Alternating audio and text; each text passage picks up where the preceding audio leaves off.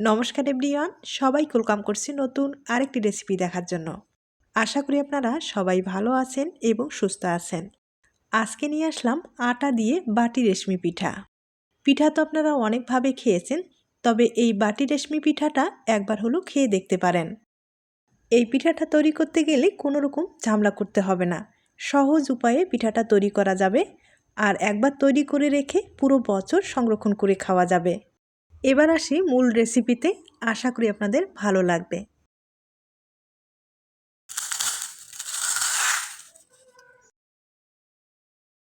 পিঠাগুলো তৈরি করার জন্য এখানে প্রায় আমি 300 গ্রাম আটা ব্যবহার করব। আটার পরিবর্তে আপনারা ময়দাও ব্যবহার করতে পারেন। আর আমি আজকে আটা দিয়ে পিঠাটা তৈরি করে নেব। অনেক সময় দেখা যায় কি হাতের কাছে চালের গুঁড়োটা থাকে না। চালের গুঁড়ো ছাড়াও যে আটা দিয়ে এত সুন্দর একটা পিঠা তৈরি হয়, হয়তোবা না দেখলে বিশ্বাস করা যাবে না। আটার পিঠা খেতে ভীষণ মজা, আপনারা চাইলে ট্রাই করতে পারেন। আর আটাটা আমি একটু চেলে নিয়েছিলাম। এখন যেটা করতে হবে, এখানে ফুটন্ত গরম জল ব্যবহার করতে হবে। মানে ফুটন্ত গরম জলটা ব্যবহার না করলে এই আটার যে ব্যাটারটা আছে সেটা কিন্তু আঠালো হবে না। আঠালো না হলে পিঠাটা তৈরি করতে সমস্যা হয়ে যাবে। তাই অবশ্যই ফুটন্ত গরম জলটা ব্যবহার করতে হবে। আর আমি এখানে ফুটন্ত গরম জল ব্যবহার করলাম। আর জলের পরিমাণটা একবারে দেওয়ার দরকার নেই, বেশি কম হতে পারে। তাই অল্প অল্প করে জলটা দিয়ে ব্যাটারটা আমি তৈরি করে নেব।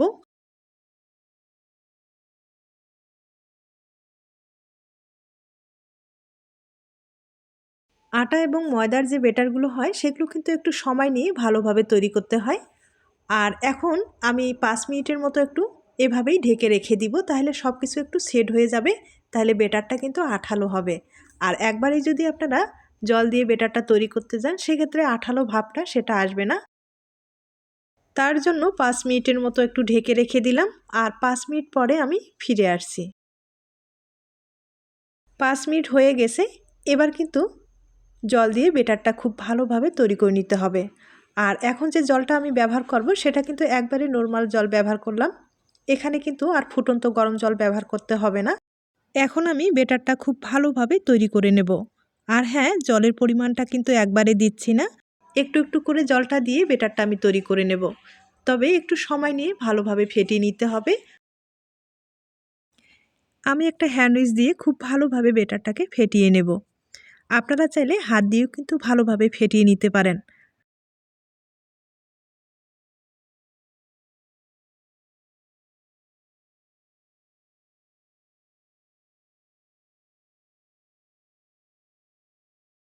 ব্যাটারটা ভালোভাবে ফেটানোর পরে এখন যেটা করতে হবে, এই ব্যাটারটা ভালোভাবে চেলে নিতে হবে। অনেক সময় আটার যে ব্যাটারগুলো সেগুলো কিন্তু দানা থেকে যায়। আর দানাটা থাকলে ডিজাইনটা তৈরি করতে সমস্যা হয়ে যাবে। তার জন্য অবশ্যই চেলে নিতে হবে।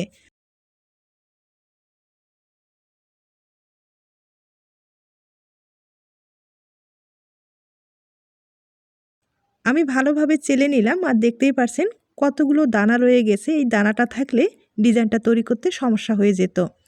আর এখন দেখতেই পারছেন ব্যাটারটা কতটা সুন্দর হয়েছে। এই ব্যাটার দিয়ে এখন আপনারা যে কেউ সহজেই পিঠাগুলো তৈরি করে নিতে পারেন। আর ব্যাটারের ঘনত্বটা আমি দেখিয়ে দিচ্ছি, হয়তোবা আপনারা দেখে বুঝতে পেরেছেন।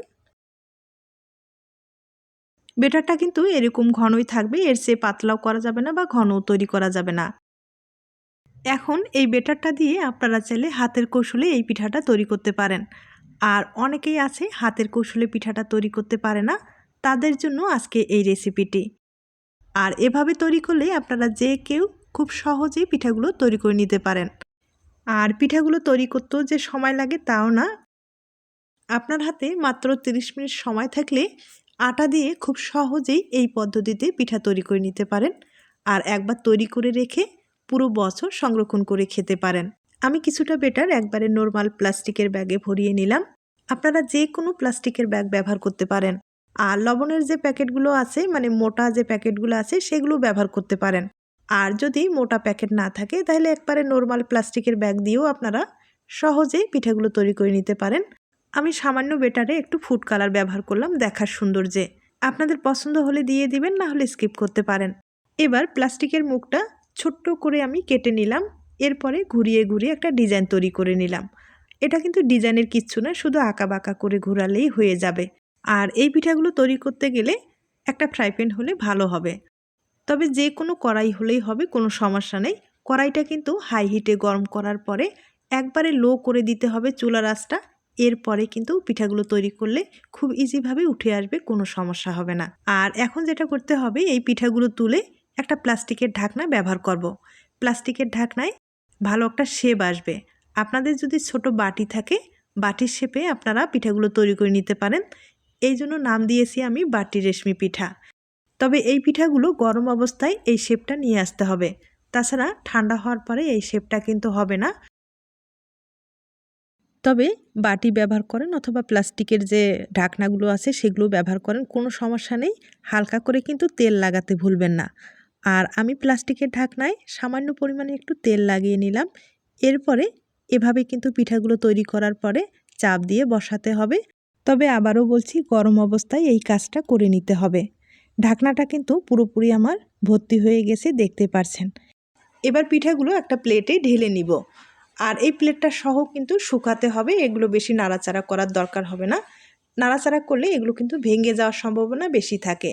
তাই যে পাত্রে আপনারা পিঠাগুলো শুকিয়ে নেবেন ওই পাত্রে ঢেলে নিতে হবে, তাইলে আর কোনো রকম সমস্যা হবে না। তাইলে আর নাড়াচাড়া করার কোনো দরকার হবে না, একবারে সরাসরি কিন্তু রোদ্রে শুকালেই হয়ে যাবে। একইভাবে আমি আরেকবার তৈরি করে দেখিয়ে দিচ্ছি।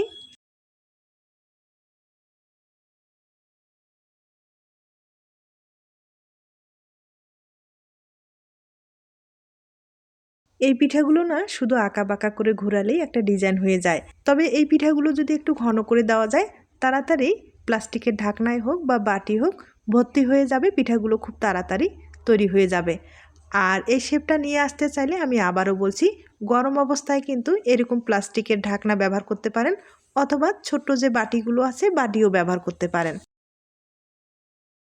আর দেখতেই পাচ্ছেন চালের গুঁড়ো ছাড়াও যে আটা দিয়েও এত সুন্দর একটা পিঠা তৈরি করা যায়, হয়তোবা আপনারা দেখে বুঝতে পেরেছেন। তাই বলছি, চালের গুঁড়োর অপেক্ষা না করে আটা দিয়ে কিন্তু খুব সহজেই আপনারা এই পিঠাগুলো তৈরি করে নিতে পারেন। আর সামনে যেহেতু ঈদ আসছে, আপনারা চাইলে এই পিঠাগুলো আগেই সংরক্ষণ করে ঈদে কিন্তু স্পেশালভাবে তৈরি করে খেতে পারেন।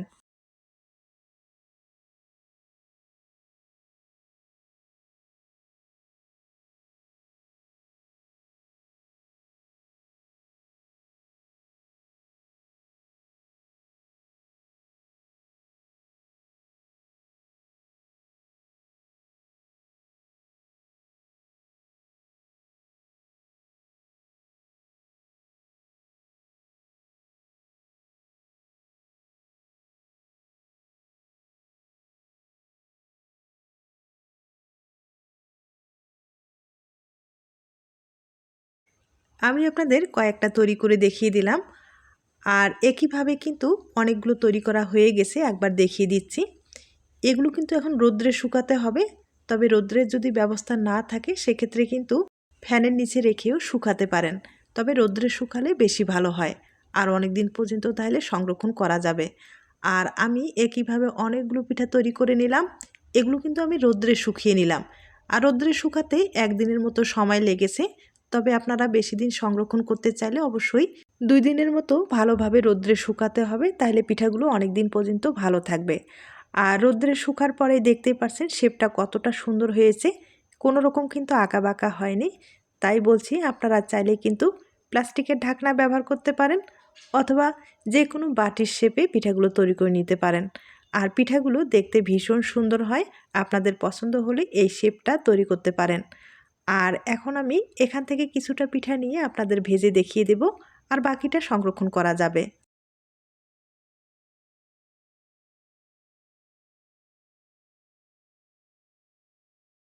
এই পিঠাগুলো ভাজতে বেশি সময় লাগে না, যেহেতু রোদ্রে শুকানো পিঠা।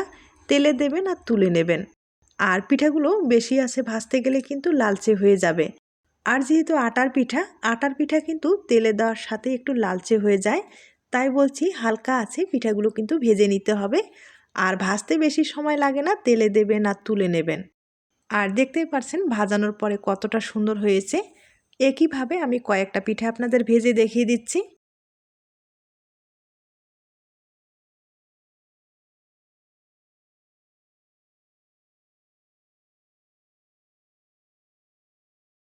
এই পিঠাগুলো ভেজে নেওয়ার পরে শুধু খেতেও কিন্তু বেশি ভালো লাগে।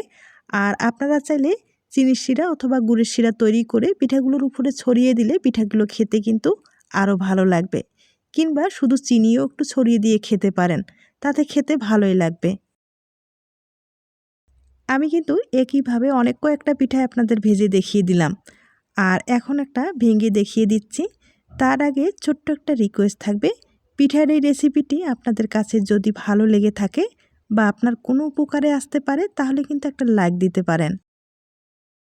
আমি সামান্য পরিমাণে একটু চিনি ছড়িয়ে দিলাম, তাহলে পিঠাটা খেতে ভালো লাগবে। এবার একটা পিঠা আমি ভেঙে দেখিয়ে দিচ্ছি। পিঠাটা কিন্তু একবারে মুচমুচে, আর এরকম ধরনের মুচমুচে পিঠা খেতে ভালোই লাগবে। আপনারা চাইলে একবার হলো বাড়িতে ট্রাই করে দেখবেন। আজ তাহলে এ পর্যন্ত, নতুন কোনো রেসিপির সাথে আবার দেখা হবে। সবাই ভালো থাকবেন এবং সুস্থ থাকবেন।